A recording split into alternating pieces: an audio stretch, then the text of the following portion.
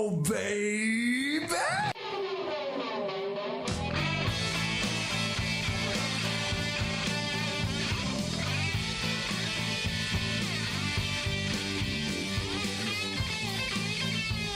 Hello, all you rockers and rockettes. Welcome to another edition of And the Podcast Will Rock. That's right. We are the podcast where we dive into the catalog, the discography of one of the greatest rock and roll bands of all time, Van Halen. I am one of your hosts today, as always, Mark Kamira, but joining me, as always, as well, Corey Morissette. Corey, the early spring is gone. It's gone, sir. It's winter came back with a vengeance, as I knew it would. How you holding up over there? Okay, you say winter came back with a vengeance in your neck of the woods. What's the temperature there?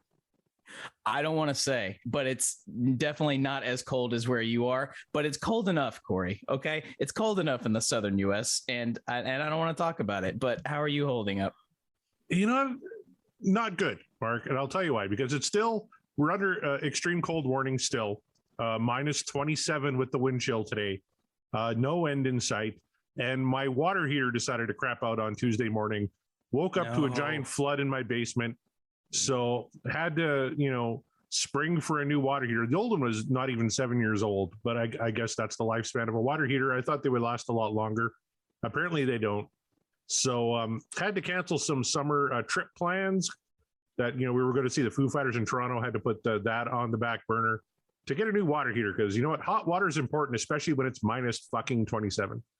It is, but what's just as important, at least in my mind, is good old rock and roll. And I am devastated. Actually, I'm super devastated for you because of the cold water and the flood and everything. But man, you got to miss the Foo Fighters. I know this is not a Foo Fighters. I don't actually, because the Foo Fighters are coming to Saskatchewan for some unknown reason. They're doing shows in Regina and Saskatoon, so I was able to get tickets to the Saskatoon show, which is actually on my anniversary. The wife and I are celebrating our 14th wedding anniversary, and we're going to go see the Foo Fighters in Saskatoon. So I'm not going to miss the Foo Fighters. I'm very happy about that. Well, then, awesome. Mark, we're not alone this week. I want you to work your magic intro powers here and introduce our very special guest. Well, I suppose I could do that. I was thinking of giving him a more grand entrance, but why bother? I'll give him just as grand as entrance as he deserves. He's not that grand. He's not that grand. He's not that important. But he is important to us. Yes, we enjoy this guy. We enjoy having him around for all of his commentary, for his positive notes, for his less than positive notes, just to bust our chops whenever we need it. We know we can always count on him. You guys, we teased it, and now here he is. This is our special guest for the week. Please welcome New York's own John Mariano. Hey, John. Do you like Van Halen? Because if you don't, you're in the wrong show. What say you? So you bring me on the Van Halen podcast. The assumption to the audience should be, I like Van Halen. And the groundbreaking question you have for me is, do you like Van Halen? This is your first note, Mark. This is your first note on your intro. Is maybe come in a little hotter next time on what you're going to fire off as your big question. Yes, I love and adore Van Halen. At a very young age, 1984 was a seminal album of my life. The first Van Halen, anything I owned was Diver Down on cassette. I am a huge Van Halen fan. They're never my top band I name, but they're always in my playlist. They're always on my mixtapes. Back when I had mixtapes, they're always part of what I would call my music vocabulary. Yeah. Well, good stuff. Then guess what? You're on the right show. Well, we knew we had the right guest for this week. So good job, John. Thank you for doing the assignment. No, we love John.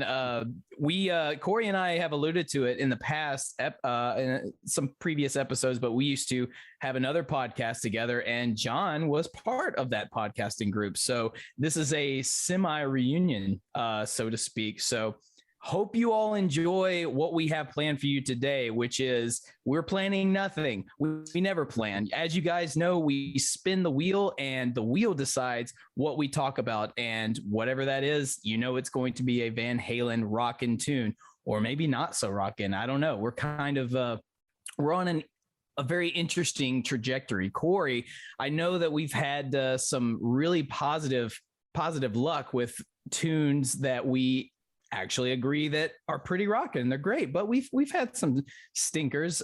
How do you feel we're going to do this week with John as our guest, putting out his own personal vibes as we put on our personal vibes? How do you feel the wheel is going to treat us this time? Well, you know what? We've been on a bit of a hot streak since episode 9. We've had really good tracks, I think. And last week was a tremendous surprise, pleasant surprise. Chinatown from A Different Kind of Truth was a fucking banger. Love that song. But because John's here last week, it was a twofer, and I liked them both. But because John is here, and because John earlier today in a group chat invoked the name of Gary Cherone, I'm feeling it might be something on the more experimental side from Van Halen 3, because that would be the kind of thing that John invokes. We're not going to get a big hit here, I don't think. And I'm kind of looking forward to that because John's energy lends itself to something really fucking weird from Van Halen 3. Would you say, John, that you're more of a Cherone guy or a Sammy Hagar guy? I'm very much more Sammy Hagar guy. I'm expecting, just to kind of backtrack on what Corey said a little bit, I agree that it's going to be like a wet dog fart in here very soon with whatever that wheel is going to hit. Great. Did Van Halen ever record a track called Wet Dog Fart? Because if they did, I'd be very curious to hear it. And it's probably pretty rocking if I have to. They had one called Dirty Water Dog. So Wet Dog Fart would not surprise me. But I was. Maybe it's a B-side. You know what? I was cruising around the other day listening to Classic Rewind on Sirius. And good station. In the song, How Many Say I from Van Halen 3 came up. And I thought, this is the worst fucking song I've ever heard. So I'm thinking that's maybe what the wheel is going to give us. Oh no. So, wouldn't that be something? I think you're both wrong. I think we're not going to get some deep cut or some rare song, some crappy tune. I think we are in for a hit. And I don't know if it's going to be a Diamond Dave hit or if it's going to be a Hagar hit. It's definitely not going to be a Cherone hit because sorry. But anyway, I think we're going to get something that we all know and we all adore. And this might be, it's either going to make this show more interesting or I don't know, maybe it'll go a lot smoother than we could have anticipated. I somewhat doubt it, but what do you think? Should we go ahead and bust out the wheel? Any thoughts, comments before we do that? Yeah, before we do, you had mentioned every week we talk about what Christy thought of last week's show and what Christy thought of last week's song. And we were both pretty confident that she would love last week's song. And did she? I'll have to let you know when she tells me that she listened to the episode because I don't think she has. So I will very much yell at her later about like, why didn't you listen? I won't yell. I'll just go, why didn't you listen to the show? Please. You're featured on it. I did warn her, though, that if the song that she has been manifesting for all this time since we started, if the song does happen on the wheel, I'm going to have to go grab her and she's going to have to join the show. Hey, can you guys do a little digging for me the next time you talk to Christy? Sure. Did she listen to the song at double speed or did she listen to the song at actual speed? Because her criticism might be flawed. Good point. I actually have an answer to that. She listens to the show at double speed, but the song itself, she listens to before the show. She just looks to see what we go over and she listens at regular speed. That's fair. Very, very smart. You know, we had someone who listened to our old show on Feeding the Monster who listened to everything as fast as humanly possible. And of course, I'm talking about the enchanting Christy McGee, who I'm pretty sure doesn't listen to this show. But if she did, we would sound like chipmunks right now. Because she listens to, I think, 20 podcasts a day. That's true. But if we rebrand as a James Hetfield Stan show, then I guarantee you she'll tune in every single week. And if we can incorporate Frasier and Metallica, she would be the first listen every single week. I mean, I'm not against that idea personally. I enjoy both of those things. So, all right, but yeah, let's just get to it, man, because I'm excited to see what this wheel is going to give us tonight, and I just hope it's going to be as entertaining as I'm thinking it will be. Well, here's hoping. And as always, at this time, we turn things over to Mr. Hagar. Here we go. All right. Wheel is spinning, and we are going to get. Ooh, it's our first track from Women and Children First. Oh, it's a song called Fools. All right, Fools. Mark, finally we get one from Women and Children First. We haven't had one from that one yet. Nope, this is our first, and we are the fool in question is definitely me, because I don't think I'm familiar with this track. John, you had mentioned Diver Down was your first cassette. Do you remember, have you ever owned Women and Children First? No, I did not. And I don't know anybody I know people who have, because I know Van Halen fans who are that much Van Halen fans. I just haven't hung out in their room long enough to have heard anything off of Women and Children First. Originally, the song was called I Live With Fools, and it was performed during the band's club days way back when.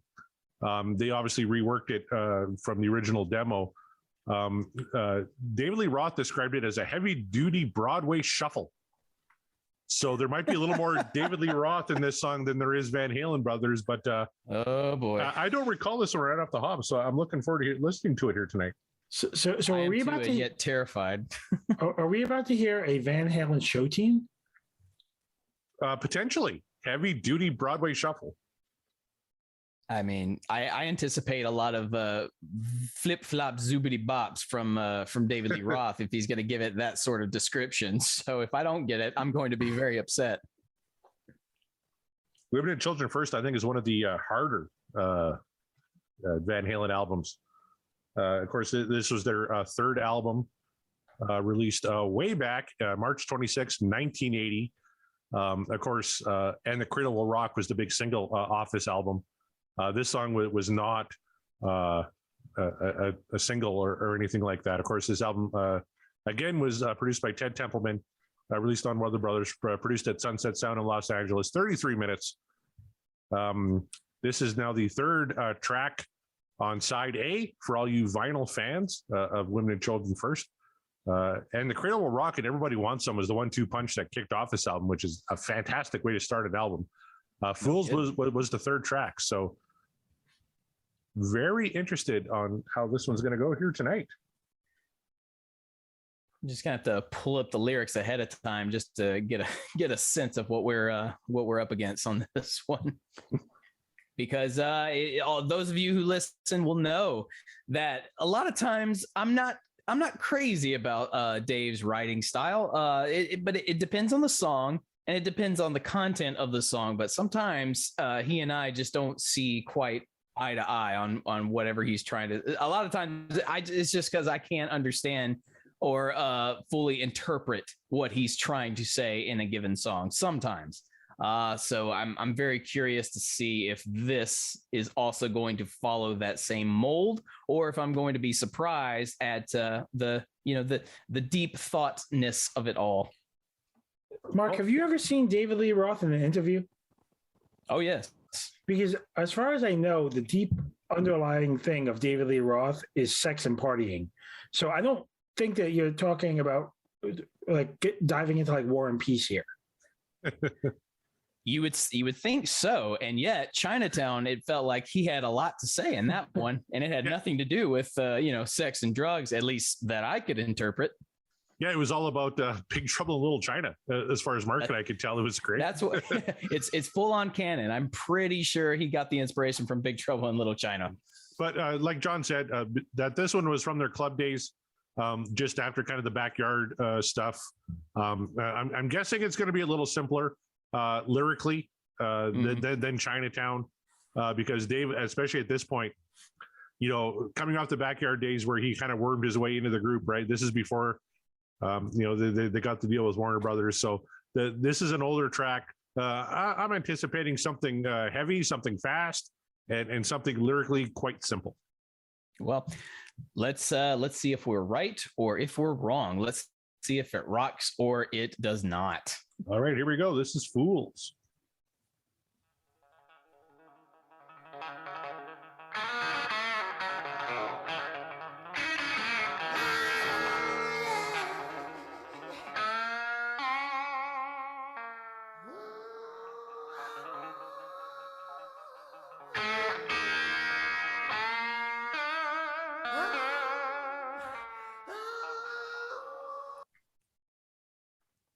All right, Mark, what did you think about we're just kind of noodling our way in here, aren't we? Yeah. It's kind of hard to. I wonder if it's the volume control or if he's just intentionally kind of playing very, very subtly, very quietly. I'm not sure, but it's very blues inspired at the first, first impression. So that's interesting.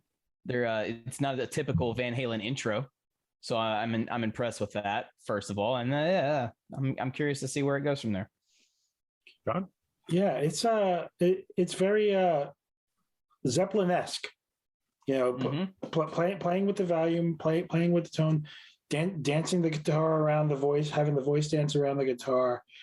I'm intrigued. I have not heard Van Halen sound like this before, and if this is a tease to what the rest of the song can be, and we don't just fall into the show tune like we thought, and we're going to go a little bit more into this exploratory song, I'm excited. And the Van Halen brothers very influenced by Led Zeppelin, so definitely skewing more towards the Alex and Eddie side as opposed to the David side here early on. Let's keep going here.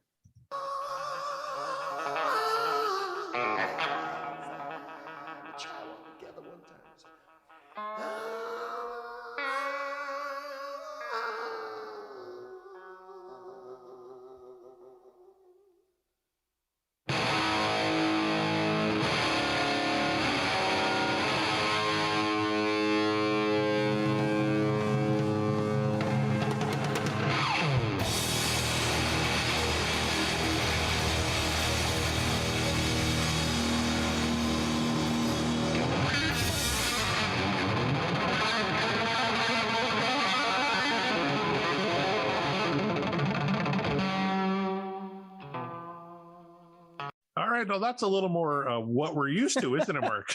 It's like Eruption Light. That's what that was. But what a superb re-intro, so to speak. Just giving you that little subtle blues opening, and then all of a sudden reminding you, oh, hey, by the way, we're still Van Halen, rock, and here it is. So yeah, that's more like it. If this was my band, I would be opening every show with the opening of the song. Right? So completely. This is everything I'd want to hear. Like, I could hear just what we just heard and not hear anything else and leave satisfied after the show. Great point. Imagine the curtain's up, right? And you hear that little noodling and Dave kind of, and all of a sudden the curtain drops, you get that big, right? That's a great concert intro. That's a great call there, John. It wouldn't shock me if they did use this song as an intro at some point during their live show career. They probably didn't, but it wouldn't shock me if they said, oh, yeah, totally, we did that. All right, let's see what else we got here.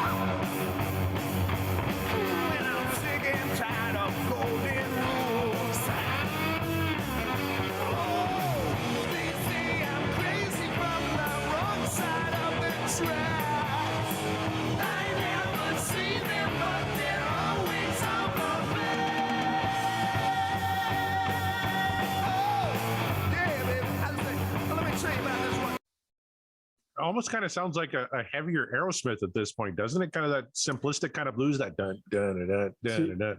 Yeah. See, and I felt like it felt like a heavier Elvis. Elvis, wow. Yeah, I felt like the way the bass line was coming in and everything, it had a little like shake, rattle, and roll kind of feel to it, but like a heavier, like if Elvis came out maybe 20 years later, what Elvis might have sounded like. Nice. I could see that. You mentioned at the top, or at least before we started playing the track, this is one that they repurposed from their earlier days. Is that correct? Yeah, they were playing this kind of in their club days. So after Van Halen kind of made their name first as Genesis and then as Mammoth and then as Van Halen around the backyard kind of circuit, they once David got into the group, they started playing clubs, and that's where this song originated from. Okay, well, it makes sense because this is from their third album, but yet this particular track almost gives me the vibe of we are trying to figure out our sound out. This is sort of a song where it's like, yeah, it's rocking, but we're not fully Van Halen yet. But yet this came from their third album, so they've already well established who they are and what they can do. But this song just sort of sounds to me like it's early demo Van Halen, if you will. See, but I also think it, like, thinking about other bands like the Beatles and stuff when they got more experimental later in their career. This feels like they already kind of know who they are, but it's like, do we want to still be that, or do we want to push the boundaries a little bit and maybe see where else we could go? Like, it almost feels like they're exploring what more than Van Halen would be at this point, right? That's a good point. Yeah. Even opening this album with "And the Cradle Will Rock," we already know it's still the Van Halen that we've come to love and enjoy. This song just sort of gave me the vibe of early days, still trying to figure it out. And with Corey saying this is one that they were playing back in their club days before, like way before this album came out, that it makes sense. But I like your interpretation too. But also like it's "And the Cradle Will Rock," and then Everybody Wants Some. So they really hammer home. Yeah, this is what Van Halen is now. And then it's kind of like, okay, so now we're giving you a taste. Like, we know that you're into the album at this point because we know these two tracks are just going to be for generations. Mm-hmm. We're going to give you a third track now, and it's a new flavor. It's almost like you buy three flavored ice cream. We got some vanilla, we got some chocolate, and we're going to throw some Rocky Road or pistachio or something in there for the third flavor. It's like, it might not be for everybody, but if you dig this one, you're like, we're going to have some extra special stuff maybe later in our career for you. And and we talked about this earlier, Mark. At this point in their career, back in the 70s, it was record an album, tour the world, record an album. So this is now the third album in that cycle. They could have been like reaching back for material because they had to get the album out fairly quick because of the label, right? So it's like, here's a song that we didn't think was strong enough for Van Halen 1 or Van Halen 2, but we're going to put it on Women and Children first because we're kind of reaching for material at this point. Yeah, it definitely sounds like it sounds like earlier Van Halen, just kind of cleaned up and heavier, because this is a band, like you said, is kind of firing in all cylinders. And to John's point about opening concerts with this song, Fools has only been played 11 times by Van Halen. 7 times in 1976, 3 in 1975, and 1 in 1980. So not a concert staple by any stretch of the imagination, which is kind of surprising because I agree with John. Make a pretty cool opener. Yeah, even if they didn't play all of the track, if they just played this opener just to get people, warmed up and, vibing and ready for the show at hand, that still, I think, would have worked. That would have been really cool. But for all I know, this song is going to take a massive turn somewhere and just rock our faces off. So I guess let's find out. Yeah. Yeah, but short of taking that left turn, what we've heard so far has the beat, has the vibe of everything that you want to open the show. Yep, I agree. Yeah.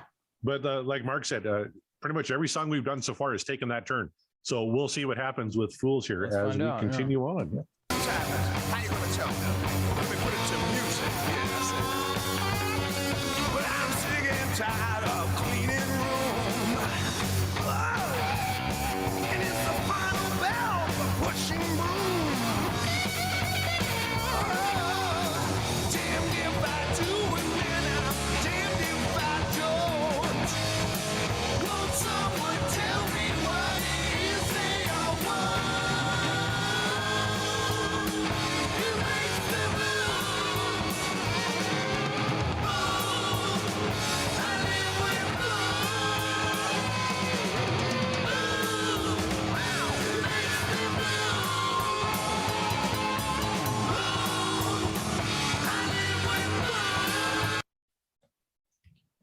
I think that the issue with the song and probably why it didn't get to play is the chorus.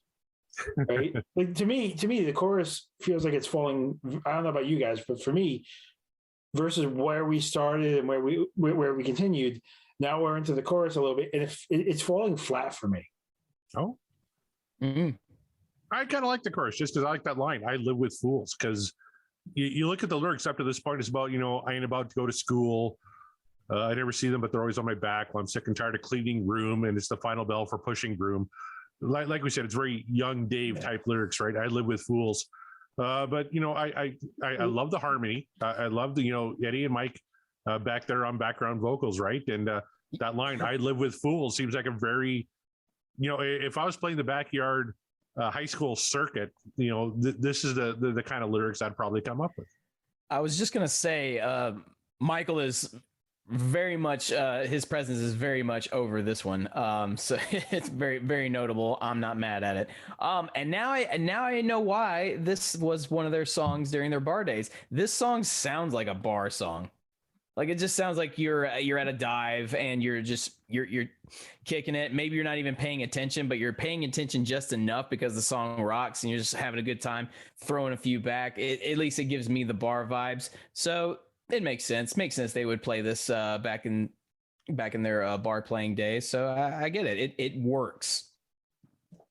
I could see that. Yeah, like it sounds like a bar track. I could see where it's kind of leaving John a little flat, but I'm picturing myself, when I was 16 years of age in Plentywood, Montana, with my fake ID that said I was 21, with a Schlitz or a Coors Light in my hand, listening to a song like this from the local bar band. So I totally get that. Yeah, my man. Do you think it's falling flat for you at this point, Mark? The chorus? I mean, not really, but I do see John's point in it. But then again, I'm looking at it from a point of, and we've gone over it almost every time we've done a Dave tune. The choruses, there's not much to them. There's not a lot. Usually it involves the title of the track. Sometimes that's all it is. Yep. It's just the title of the track. So, this one, it makes me blue. I live with fools. It makes me blue. Yeah, it just feels like a typical kind of Dave chorus. He's not really putting a whole lot of thought into it, or maybe it's very on the nose. I don't know. It doesn't necessarily fall flat just because I think it works for the song, but I could definitely understand where John's coming from in terms of it falling flat for him, because it's not a great chorus, but I guess you're not really listening for a great chorus. At least I'm not. No, but to that point, you figure that at this stage of their career, they're playing 11 songs or so live. Well, probably more. This is the third album, so they're opening at this point. So you're thinking maybe like 18. Okay, so they're playing 18. Is this going to end up being after the next album? Like, is this going to be in their top 18 tracks to play? And that's probably why it falls off. Right? I got you. I see what you're saying. You know, like when I say it's falling flat, it's not falling flat for like average Joe band, right? But as I stated near the top of the show, Van Halen's always in my playlist, and there's not a lot of the tracks that fall flat anywhere. And by flat, I mean versus what the rest of the song is, right? Like if this is a regular band and you're hearing the song, you're going to be blown away. But this is Van Halen, and the standard I think is a lot higher. And I think the bar to get a bar of what a great song is and what a song that maybe doesn't get played live is higher too, right? So if this is their 19th best song, as Van Halen's 19th best song, that's still their 19th best song, but it's not getting played live anymore. Well, and probably John's exactly right, because I'm looking at a set list from 1976, which is 2 years before Van Halen won, and Fools was the closer.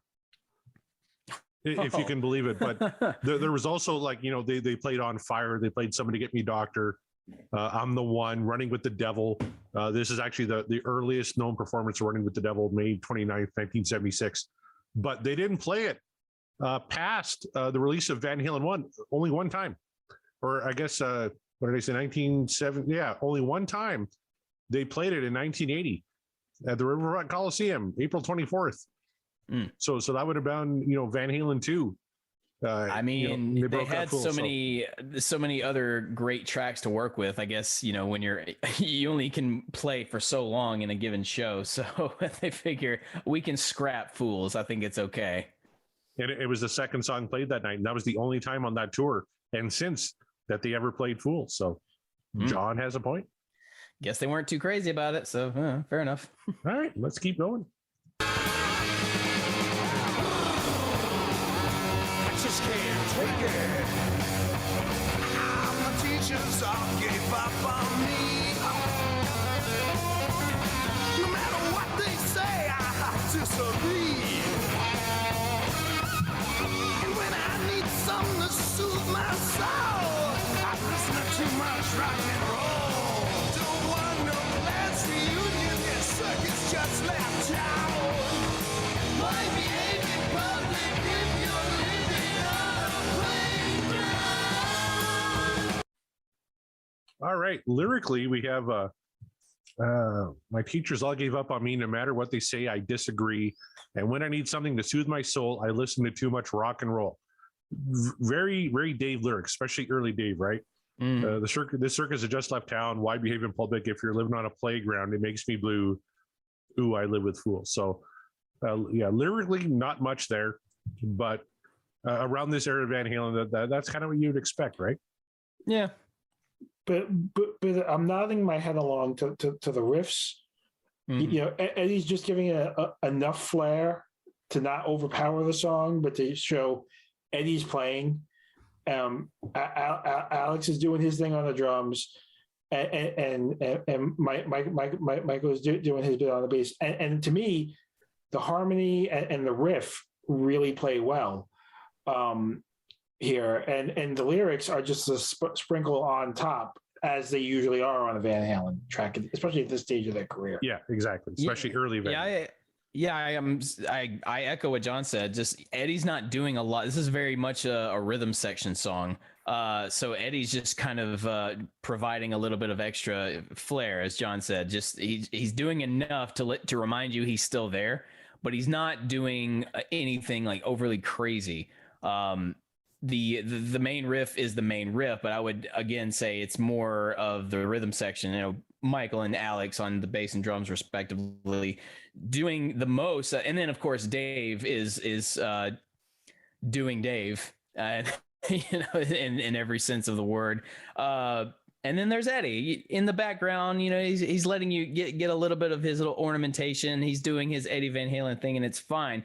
But he's not overpowering it whatsoever. So that's it's an interesting sort of take on the song. I'd like to try to add something to the show for you guys, because I really feel that Dave doing Dave isn't doing Dave justice. I always felt lyrically and melodically, Dave does vocal jazz hands very well.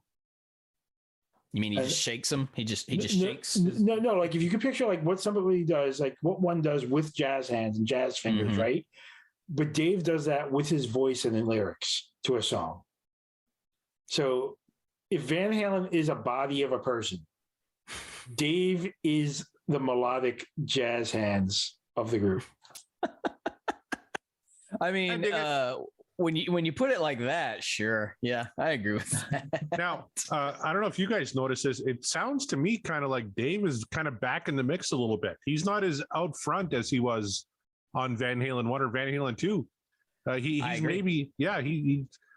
maybe Ted Templeman has kind of realized Dave's not the strongest vocalist, or the Van Halen brothers realized, well, they always kind of knew he wasn't the strongest vocalist, as they were really Dave fans. I mean, he wasn't their first choice. No, not even close. Their second choice either. They brought him into the band because he had the PA system, but he's not up front in the mix like he was in those earlier albums. He's kind of back a little bit, isn't he? Right. Maybe they're. It's hard. If it was a different producer, I might have said that, that's just the new producer's style of doing things, whatever. But no, maybe Ted's sort of realizing or maybe he's just trying something new. Maybe he even told the guys in the band, like, hey, what if we try this instead of what we normally do? And this being the third album, and the guys are already probably reaching for material because, as you say, record an album, tour, record an album, tour. So they're like, yeah, sure, whatever. Do what you think you can do to help keep us fresh and relevant. We'll worry about whatever tunes we're doing. So maybe that had something to do with it, or maybe when recording this particular track, maybe Dave was off the rails, and as a good producer does, in order to keep the vocals from going too off the rails, they gotta work some magic. And perhaps Dave being sort of more in the back of the mix is Ted doing some producing magic. I don't know. That's my only speculation.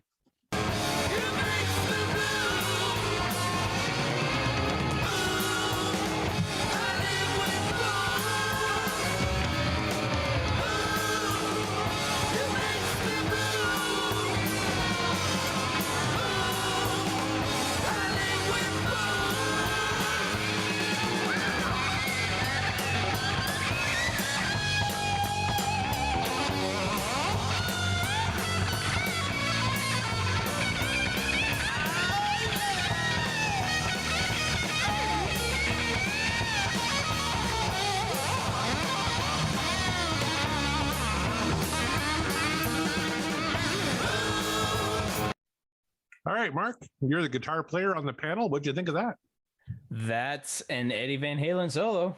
That's pretty much what I got for that. I don't think this is his finest hour, but it's certainly not his weakest. What Eddie does best, I feel, we've talked about this, in a given song, he plays the solo that best fits the song, and that tends to help the song a lot more. There are times where he will play a solo and the solo will save the song, at least for me, because the song might drag, and then Eddie's like, I got this, come on. And then it's like, hey, how about that? Nice track, just because of the solo. This one felt like the solo that was meant to be for this song. And it also sounds like this is one that he probably knew very, very well, given that this is one of their earlier songs that they performed. So he probably I wouldn't be shocked if this was one of his first big solos in Van Halen when they were writing music together. Like, oh man, check this out! I nailed it! I got all the notes! I nailed it! Yeah, and he was like so proud of it. Little did anyone realize it would be just a footnote later on in his career with some of the great solos he would do. But again, that's just me 100% speculating, because I cannot get inside the mind of the man. But I like the solo. I think it was good, very, very blues heavy, but the song is blues heavy, so it fits. How'd you feel, Corey? Exactly that. It's blues heavy, but the song is blues heavy. Like everything about this song screams the blues. That's why I equated it to like early Aerosmith, and John equated it to like early Zeppelin, because they're both very much blues bands, very heavy rock and blues bands. So that's kind of how I saw it too. John, what did you think? I really dug what he was doing. I felt like it got cut a little short. Like I felt like Dave cut in a little bit early. Mm-hmm. I probably would have liked another 15, 30 seconds of it. It just felt like if the song was vibing and flowing very well, and the solo felt like it almost hit a cliff, like, and now we're going back into the song, and it's like I could have used a little bit more of a transition back into the song. I get it. I would agree with that. It didn't seem that long. Yeah, like you said, it seems like there should be another measure after that, where Eddie kind of extras out of the solo. So yeah, I totally get that. All right, let's keep going here with Fools.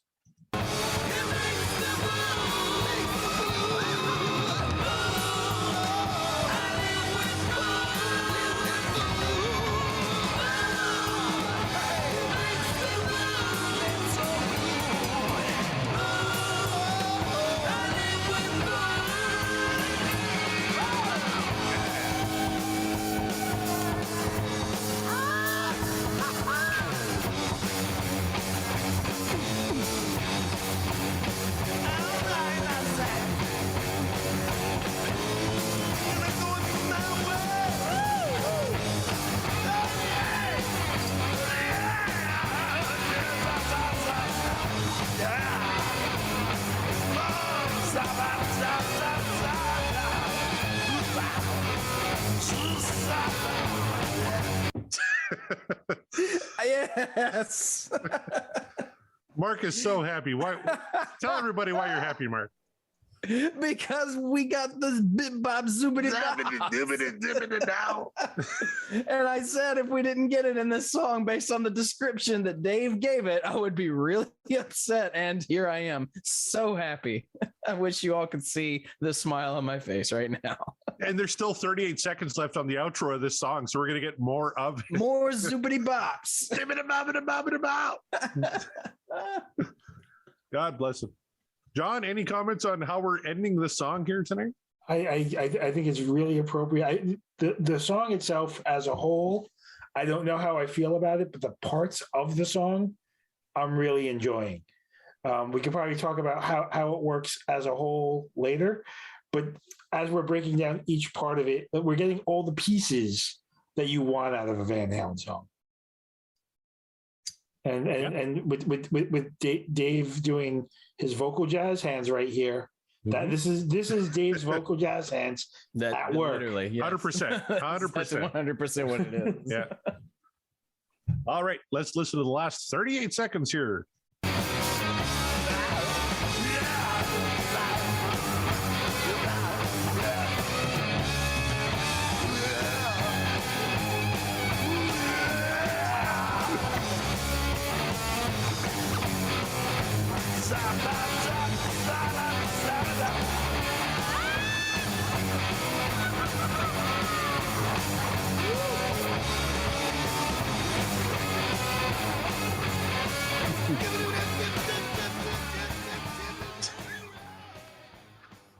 Mark, you are so happy right now. Explain to everybody why you're laughing. Oh my God. Well, because there for a second, it sounded like he just got sick of doing it. And he was just kind of like, the Templeman's probably just like, I don't know, keep doing something. The song's still going, like, and I don't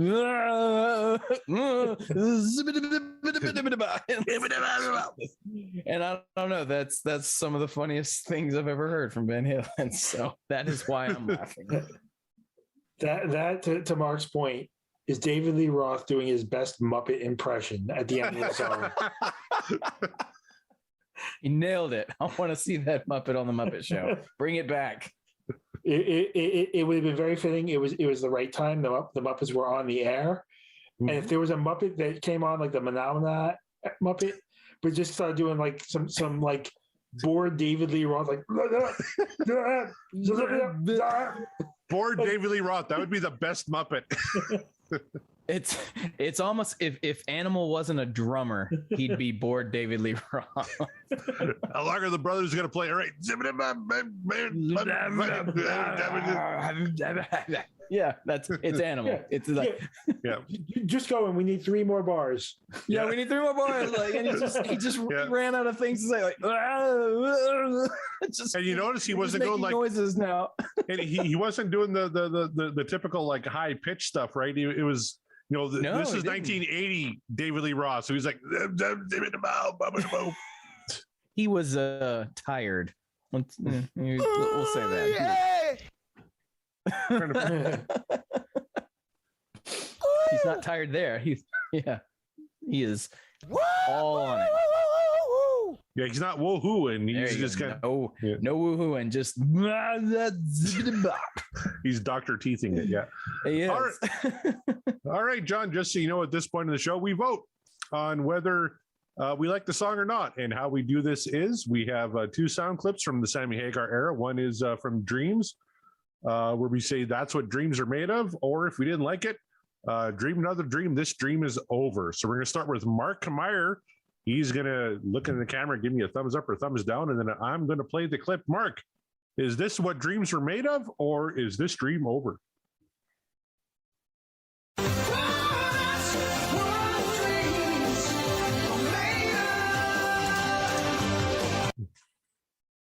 The honest answer is that this is not one of Van Halen's greatest songs. There is a reason why you won't find this one on any of their greatest hits albums. You won't. But it is also more to what John said. You get little pieces, little snippets of everything that you do want in a Van Halen song, at least I feel. especially during the Diamond Dave era. You're getting the flair of Eddie. You're getting a strong rhythm section with Alex and Michael, and you're getting Dave doing what Dave can do. He's not doing a ton of the howls and the woos and why, all the thing. He's not doing a ton of those, and that's fine because you can't do it all the time. Otherwise, it gets stale. You got to keep it somewhat fresh.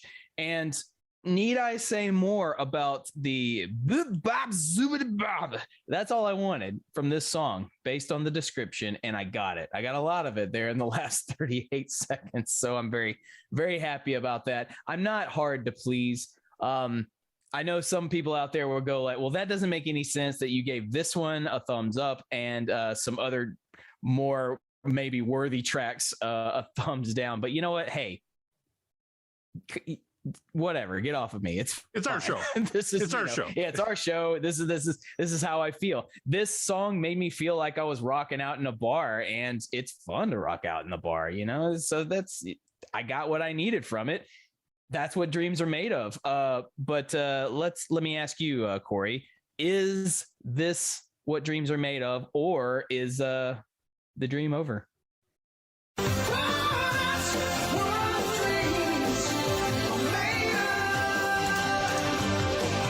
This is not the best song on Women and Children First, but it's fun. I had a lot of fun listening to this. I had a lot of fun with my friends Mark and John listening to this track, and I had a lot of fun listening to David scat at the end of the song.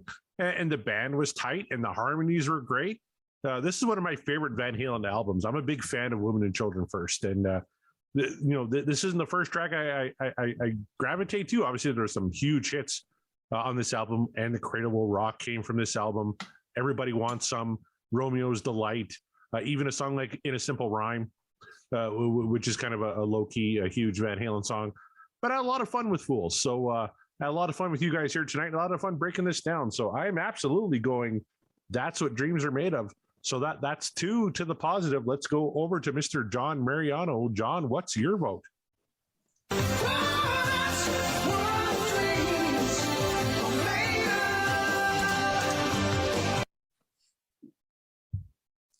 So to your point, like we've heard that this isn't their greatest track, and I think that's unfair. This is one of the greatest bands of all time. Mm-hmm.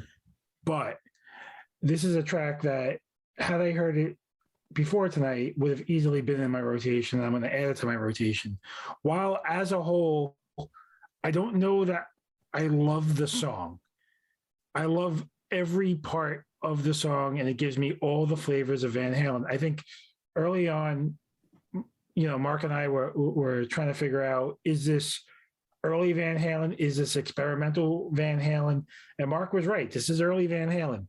They are clearly figuring out who they are, and they're putting all the parts in place at different parts of the song. Later on in their career, we're going to hear parts of this song as entire songs, and that's when they figure it out, is oh, let's do the Dave Scat song, or oh, let's do the Eddie experimental song, or let's do the Michael and Alex rhythm song.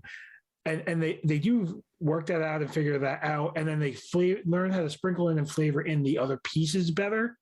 But to hear this and to hear, the progression of what this is going to become is pretty special. No, very well said. And you know who else would agree is Oh yes, David loved it too. Of course he did. He got to scat and he got to have fun.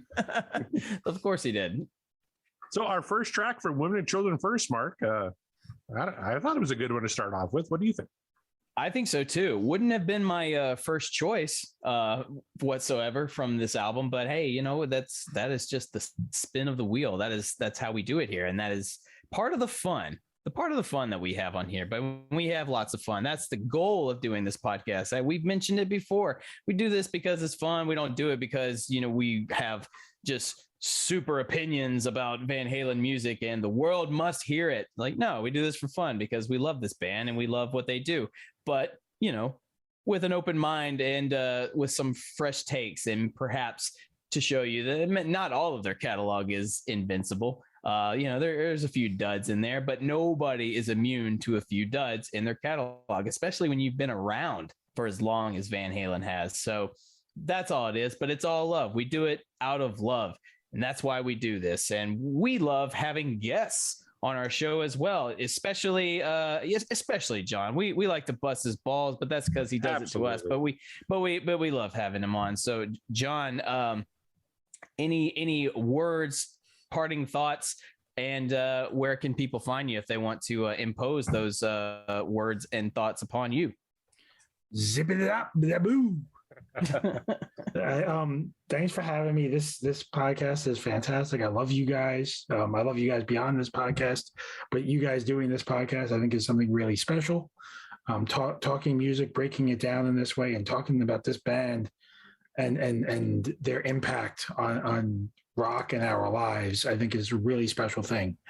Where can people find me? I have been helping out our buddy Ken Knapsack over on his Twitch channel. Tuesday nights we ride the West on Red Dead Redemption. But the big thing, if you want to support him, is over on Mixcloud. He's doing this pop rock and radio. Most of you guys are radio fans, and Ken DJs. He puts together killer playlists. Usually every Saturday night, and he's been sprinkling in some during the week as well. You can listen to him live on Mixcloud, or you can listen to him, on his back catalog. Each episode's like a 2-hour block of Ken spinning some of the best music. And the best thing about Mixcloud is some of the money and everything goes to the artist, which is really important. Nice. Very cool. Big shout out to Ken Knapsack there. Absolutely. Good dude. Corey, where can the people find you if they want to give you their thoughts on this song? You can find me at CD Morset on Twitter and Instagram. And of course, the show Twitter is at Podcast Will Rock. The website is podcastwillrock.com. We're getting a ton of tweets, a lot of new followers. Thank you, everybody. We're one of the most popular music commentary podcasts in Australia. Very excited about that. We've hit the charts in the US, in Canada, in Thailand, and now Australia. We've actually charted higher in Australia than any other country. So God bless you, Australia. Let's throw another shrimp on the Barbie. I'm here for you. And let's keep the conversation going. I know a lot of people commented on last week's show. The votes were overwhelmingly in favor of Chinatown, as Mark and I were as well. So I'm curious to see what everybody out there in the Twitterverse thinks of Fools from Women and Children First. Absolutely. That's awesome.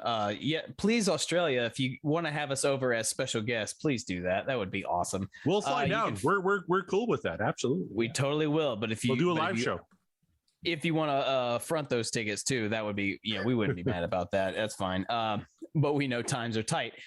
You can find me at Mark the Bat on Twitter and Instagram.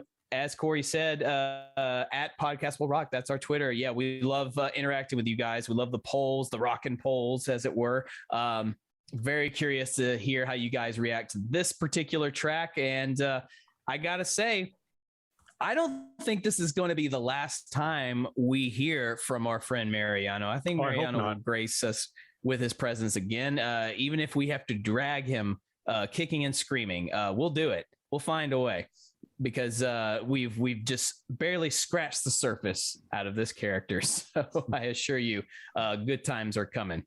I'm going to keep coming back until we catch a Sharon song. So have me back as often as you want. Maybe every time the wheel spins a Sharon song, we call in John and be like, hey, you want to be on the show real quick? We're just going to do this song. Just every time it's a Sharon song, that'll be our bit. So I gotta get John's comments on How Many Say I, because that is one of the worst songs I've ever heard, and I need to know Mariano's comments on that one. All right, so yeah, be on the lookout for that. It's gonna happen. It's and one of these days we'll get Infamous Christy on the show as soon as we spin the song that she wants to hear. Believe me, that's gonna be a good time. But we always have a good time talking about one of the greatest rock and roll bands of all time, Van Halen. That's what the show is all about. That's why you tune in. Thank you all for tuning in. We are And the Podcast Will Rock, and we will rock you later.